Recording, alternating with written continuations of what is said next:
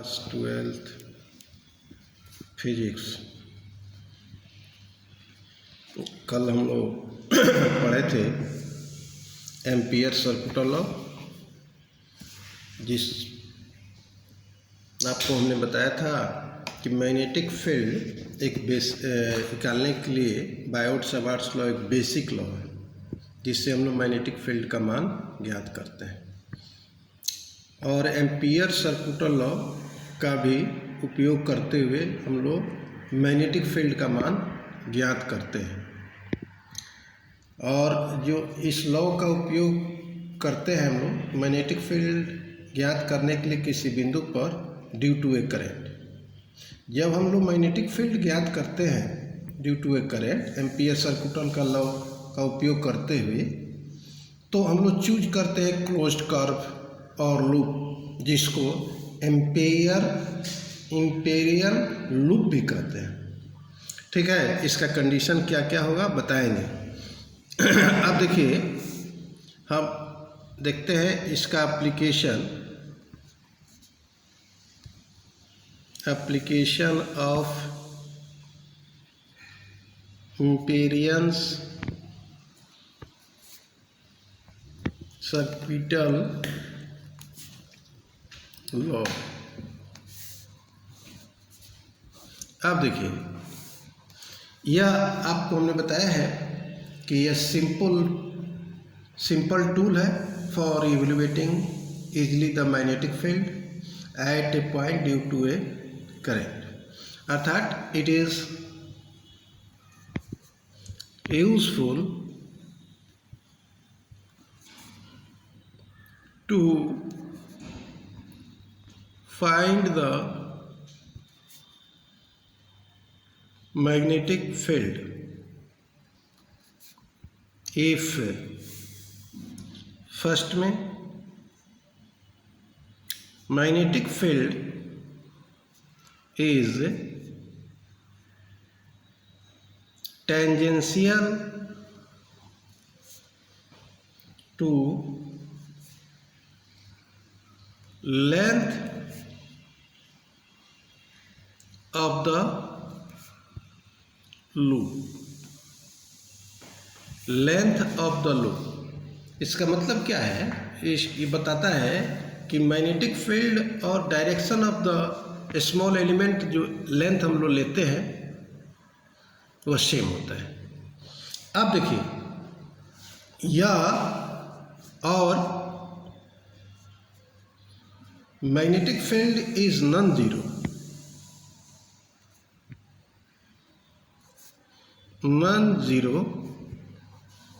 Constant. Non zero constant. अब देखिए, non zero constant मतलब line integral B dot D L. यह line integral आपको मैंने बताया था कि यह क्लोज लूप के लिए है, क्लोज या लेंथ के लिए है, और in case of Gauss's theorem surface के लिए होता है, इसलिए वहाँ सरफेस इंटीग्रल का उपयोग हम लोग करते हैं। इसका मतलब है B D L cos zero degree. Cos zero मैंने यहाँ इसलिए लिखा है कि डी एल और मैग्नेटिक फील्ड दोनों का डायरेक्शन सेम है, इन द सेम डायरेक्शन। दोनों के बीच का एंगल क्या होगा? 0 डिग्री होगा, इसलिए हमने कॉस जीरो यहाँ लिखा है। और cos जीरो का वैल्यू 1 होता है, तो यह हो जाएगा बी डी एल। बी तो यहाँ कांस्टेंट है, हमने लिखा है बी, अर्थात magnetic field is non zero constant. और इसको हम लोग ऐसे भी लिख सकते हैं B line integral of D L, अर्थात टोटल लेंथ इसका हम लोग लेंगे तो वह क्या होगा? एल हो जाएगा। दूसरा है इसका कंडीशन कि B is normal, magnetic field is normal to the loop और length of the loop to the loop. और इसको हम लोग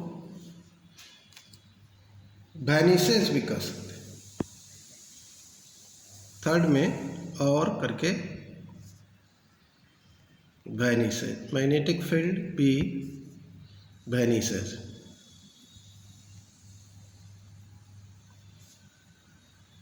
इसका मतलब है कि नॉर्मल होगा तो दोनों के बीच का एंगल जो होगा 90 डिग्री हो जाएगा।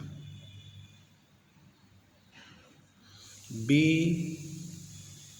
इंटू DL कॉस यहाँ 90 डिग्री और मैग्नेटिक फील्ड या मान 0 हो जाएगा, या मैग्नेटिक फील्ड को 0 कर देते हो तब भी line integral of B dot DL का वैल्यू भी 0 हो जाएगा।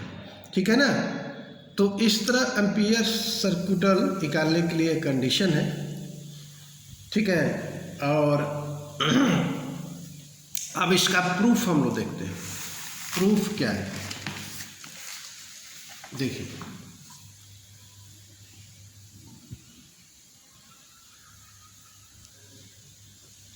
प्रूफ जैसे कि आप जानते हैं कि एम्पियर सर्किटल लॉ क्या कहता है, the line integral of the magnetic field around any closed path in free space is equal to absolute permeability times the net current passing through any closed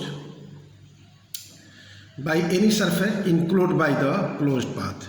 mathematically हम लोग ऐसे लिखते हैं,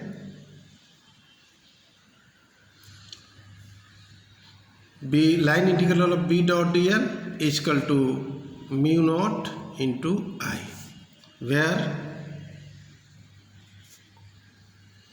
B is the magnetic field, dl is the a small element, mu naught is the absolute permeability, absolute permeability of the space, free space. I is the current, I क्या है, current है। अब देखो इसका प्रूफ करने के लिए हम लोग क्या करते हैं, एक मान लो हम करंट कैरिंग वायर लेते हैं, इनफाइनेटली लॉन्ग स्ट्रेट वायर है, the magnetic field lines are produced around this, इसके चारों तरफ मैग्नेटिक लाइंस होगा और यह कंसेंट्रिक सर्किल होगा। तो एक सर्किल पर हम लोग विचार करते हैं मैग्नेटिक लाइंस ऑफ फोर्सेस का। ठीक है। अब देखिए या इसका इससे दूरी हम लोग A मान लेते हैं। ठीक है ना। यहाँ पर हम लोग अब देखिए यहाँ आप जानते हैं कि स्मॉल एलिमेंट लेंथ मान लो ले लेते हैं, वह स्मॉल एलिमेंट क्या है, AB है, और या XY कर देते हैं, XY। स्मॉल एलिमेंट लेंथ का डायरेक्शन और मैग्नेटिक फील्ड का डायरेक्शन समान होगा, मानना पड़ता है, DL डायरेक्शन में। आप देखिए यह सर्किल हम लोग लिए, उसका रेडियस ये है। ठीक है ना। और जिसको हम लोग एम्पेरियन लूप भी कहेंगे। ठीक है। तो अकॉर्डिंग टू बायो-सावर्ट्स लॉ,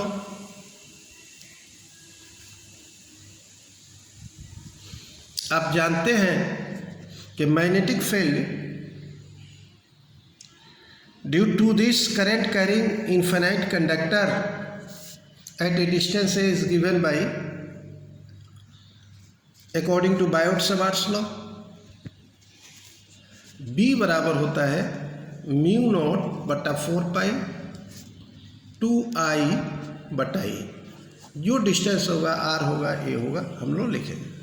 अब यहाँ हम लोग स्मॉल एलिमेंट लेंथ लिए हैं XY, जिसका लेंथ हम लोग DL माने हैं, और फिर मैग्नेटिक फील्ड का डायरेक्शन इसी के डायरेक्शन में, जो कि tangential to the length of the loop होता है। ठीक है, तो अब देखो B into now B dot D L magnetic field and a small element B D L cos 0 degree. क्यों कॉस 0 डिग्री रखते हैं? Because direction of magnetic field is along the tangent to the circle, tangent to the circle। तो इसका value क्या होगा? यह cos 0 हो जाएगा, cos 0 1 होता है, तो B इंटू डी एल हो जाएगा। ठीक है ना। अब देखो इसको हम लोग क्या करते हैं कि लाइन इंटीग्रल लेते हैं, टेकिंग लाइन इंटीग्रल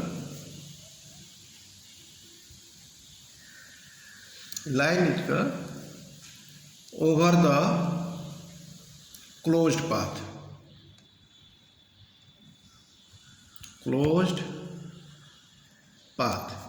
तो क्या होगा? Line integral of B dot D L is equal to line integral B into D L. ठीक है ना। अब देखिए, अब यह वैल्यू हम लोग यहाँ रख सकते हैं, अर्थात B का वैल्यू समीकरण नंबर 2 में रखेंगे। Now put the value of B from equation number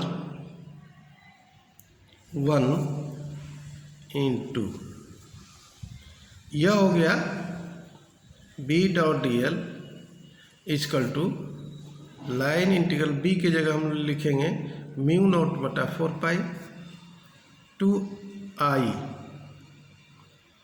बटा A इंटू डी एल। ठीक है ना। अब ये बाहर हो जाएगा कॉन्स्टेंटर, म्यू नॉट बटा 4 पाई टू आई बटा A, केवल वेरिएबल डी एल है, line integral of D L. ठीक है ना। अब यह क्या है? डी एल क्या है? Total length of this circle है। तो length of this circle that is the circumference of the circle. तो हम लोग यहाँ लिखेंगे फिर B dot D L is equal to mu naught बटा 4 पाई टू आई बटा A 2 pi A, where line integral of D L is equal to circumference of the circle is equal to 2 pi A। ठीक है। तो यहाँ देखिए कुछ कटेगा, B dot D L 2 से 2 कट गया, 4 पाई से पाई कट गया, A से A भी कट गया, तो बचा कितना? Mu naught into I. This is the ampere circular law. एक बात ध्यान रखिएगा, लिमिटेशन क्या कहता है। अब देखिए पहले यह लिख दीजिए विच इज द एम्पियर्स ट्विटल लॉ। लिमिटेशन क्या कहता है इसका? This law is not a universal law. यह लॉ जो है यूनिवर्सल लॉ नहीं है। For example it cannot be use to find out magnetic field at the centre of current carrying. और यह भी ध्यान रहे, इसका लिमिटेशन यह कहता है कि ampere circular law deals with steady current only. ठीक है।